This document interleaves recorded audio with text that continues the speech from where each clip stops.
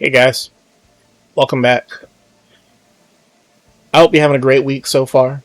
And not gonna lie, anytime you find yourself in the presence of one of the great villains of the modern century, you might be a little bit hesitant. I just kind of want to.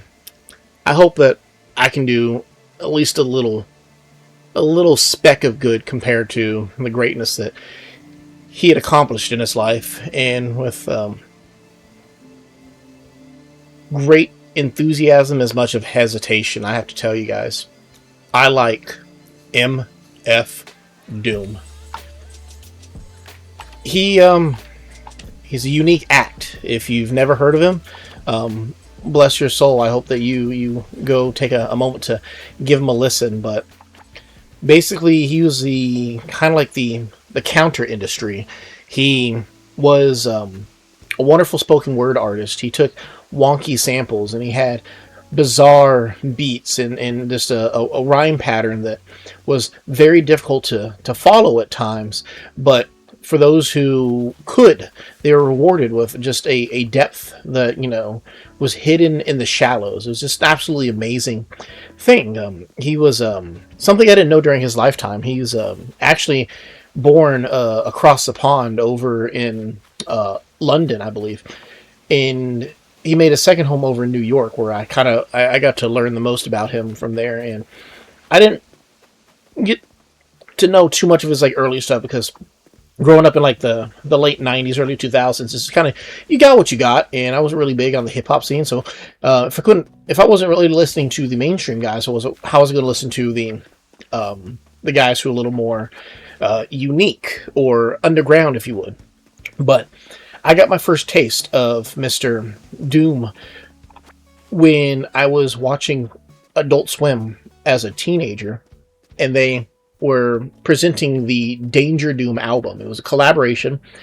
Danger Mouse is a very talented instrumentalist. He would create really cool tracks and whatnot. And Doom would then just kind of have an Adult Swim themed series of vocals that would go over these things. And it was just it was just a time, and it was really really cool getting to experience it at that point in my life. All of the stuff was really bizarre, but hearing him do all sorts of songs, especially old school featuring Talib Kweli, was just really good. I liked pretty much everything that came on that album. I listened to it a bunch of times. I was again a teenager at the time, so I was living with my family, so I had the non-explicit version, the clean version. That's what the word we use. It was a clean version of it, but it was still really really good, and it was I enjoyed it. And then later on, he would just kind of sporadically appear in my life. It would be okay, cool. Doom would come, Doom would go, but it was just really cool in very what's the word, captivating persona that he had. Speaking of the persona, it was the Man in the Mask. He was inspired by obviously Doctor Doom from Marvel, but it was also loosely inspired by the Phantom of the Opera, in how both of them would sometimes speak in the third person, and how they wore the mask to cover what they perceived as their one true flaw, which was just something that had happened to their looks.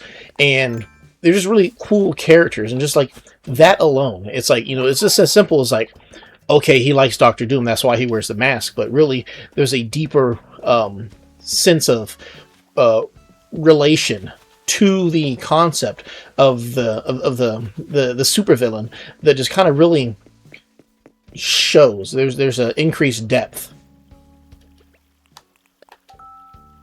Huh. I'm missing that one of my poles right there. The light, that's what it is. I'm missing one of those. I got to put it down. But it was absolutely amazing. He took it to a whole other level too. I heard stories about how Doom would sometimes go along the whole Doombot philosophy. So he would have a concert booked, and he would be expected to show up, and the promoter wouldn't know. He just send some random goon in a mask and tell, the story would be like, oh yeah, I lost a few pounds, or I was feeling a little bit under the weather, and that's why I sound different. And he people make reference. Somebody I really like, Aesop Rock, had made a reference to it. Like sometimes he had pulled a fast one on a few promoters where he sent them an imposter. You never really know who's behind the mask, but it was actually pretty cool because like his whole philosophy on it was he's like the writer and director of the Doom character, and when you take that kind of ownership, then basically anybody could be Doom. There was a really notable concert. I can't remember which one it was, but he basically sent an imposter first. Like he actually was there and he would perform, but first he would send out the imposter, and then the imposter would get booed off the stage, and then Doom would show up. And then later on in an interview, he basically said like that quote where he's like, he views himself more like a writer and producer, and he said that maybe next time I'll send a white dude out because whoever plays the character type thing. Like it's not restricted to just being like, it doesn't have to just be him. And I'm like, it's just interesting because that, amongst many other things, just kind of shows that he doesn't take it too serious. And that's one of the cool, amazing things about the whole Doom philosophy, is that if you listen to just one of his songs, like some artists, you feel like you have to listen to like a few. It's just, that's kind of where I'm getting at. When it comes to MF Doom, some artists, you feel like you have to listen to a few albums. You have to listen to a few songs in order to finally get them. Doom, you can follow that philosophy, but it's either you listen to a lot or a little to get to the same point that there really isn't a point.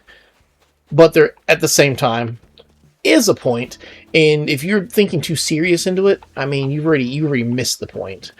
It's just really... It's one of those crazy things that, when you see, I guess like Doom, I would say, Doom as a musical artist is the closest thing to a Picasso that we had in our era, because it may look different, it may look wonky, it may look strange, it may look bizarre, it may look anything contrary to what you are accustomed to, but it works and it's amazing. And there's a depth to it that only true people who can appreciate the art can fully embrace and understand. And I'm grateful that I got to experience that at several points in my life. Like he literally made a whole album called Food, like 2 capital M's, ... space, food. And it's an anagram, like when you kind of mix up the letters of MF Doom. And it was pretty good all the way around. It was just good, like a lot of his stuff. And like, it's so crazy how you adopt the persona of a villain, and yet he was the truest hero, like good guy I could think of throughout his entire life. And I mean, it's not just through music. Like there were also he would do charities, like he was very vocal against people going hungry, like undeservedly so. So he would do like food drives and like other like food related charities, and it was just like really cool. Man, I'd like to do something like that one day also, like to pay homage to him. I feel like that'd be one of the best ways to pay homage to somebody like that, is to be able to basically carry on the type of charity work that they did during their life, to just make sure they're not forgotten. And one of the craziest ironies, though, and from a man who had a very ironic life and career, but one of the craziest ironies is that he spent the majority, if not the entirety, of his public life behind the mask. He would not even take pictures in public unless he had his mask on. Like the mask was pretty much like everything, right? And when he did pass away, oh man, God bless his soul. When he passed away, it was on Halloween of 2020, right smack dab in the middle of COVID, and it was terrible too, because like I read up on some of the stories that we didn't find out that he did pass away until like 2 months later in December. And like reading up like the things like finding out that his own wife, due to COVID restrictions, was not able to visit him in the hospital. And I'm just like, it's just one of those things. Like, some people might call it like a little tacky, a little bit, campy, if you will. But like, I really feel like we kind of lost an angel, like an angel in the metal mask. But oh man, there's so many things. Oh man, there's a song that Aesop Rock did with a couple other people, but I'd have to find the name of the song. I think it's like "Ask Anyone" or something like that. But basically, it's just a tribute to Doom in like the coolest possible way. I think my flowers finally filled themselves out. That's a purple one, orange one, and I think that's going to be an orange one. That is a green one. I think my flowers finally filled. I certainly get black lilies over here, and then also fix my island so I can get some lily of the valley back there. But flowers for doom, flowers for doom. But it was a great song, and like, it's just one of those things where like you acknowledge all the weird stuff about this guy who, despite all the reasons why you could like or just be indifferent towards him, you just can't help but say that like you like him. He was just a cool guy. He was an authentic guy. That's the coolest thing about it. Like, all of his craziness, he was like, I feel like he's one of the embodiments of spoken word. It's like, I'm just going to do what I'm going to do. And if the producers say, yeah, but if you be you, then you're not going to sell an album. And it's just like, all right, oh well. And then he found success in spite of that. Like, it was absolutely amazing being able to witness those times where he came in and out of my life. And I remember being just profoundly sad too when it happened. Like, it's one of the strange things. Like me, I don't have like a lot of those like super deep connections when it comes to like a lot of artists, but sometimes there's a certain ones who just really mean a lot. And when you find out that they passed, you're just like, dang, like, oh man, it's just, I hope he's just dropping, great beats in the sky right now, because like I wish he didn't have to. I wish he didn't go when he did, and I hope that Oh man, I don't know. I'm just. It's a lot to just kind of digest here and there, but it's just. You guys know how it is. Like, sometimes there's just somebody who, like, just really impacted a part of your life, and you just can't help but just kind of feel like, man, why?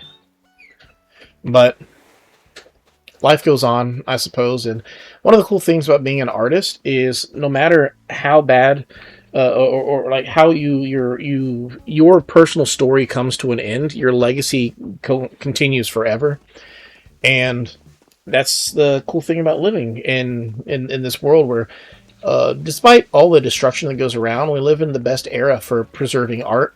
And to be able to just pick up one of his albums any point in time, open your phone, just open your favorite streaming platform that you have going on, and just be like, yeah, like, I can just listen to him. I can embrace the music. I don't have to feel like he's gone forever. And it's more of just a farewell for now type of thing. And it's just, guys, let me know if there's an artist. And I know it's kind of sad to think about at times. You're like, oh man, bro, talk about things you like. Yeah, I like Doom, and sometimes the things you like have sad stories tied to them. And if you guys have a sad story too, let me know. Like, we can share these things together. If there's any artist that you remember in your lifetime that you're just like, oh yeah, I really like this guy, like, and they don't have to be strange or obscure or indie like Doom was. If when Michael Jackson passed away, that meant something to you. If like one of the Beatles was like your thing, like, let me know which like where it really meant something for you. You know what I mean? And like, it's just one of those crazy things that you just have to kind of digest and and just kind of get through. So, I try to end these things on like greater notes and whatnot. But for today, let's just kind of like be appreciative of the moments that we got to have with people throughout their lifetime. Be even more grateful that we get to continue to have those moments after the fact as well. Like,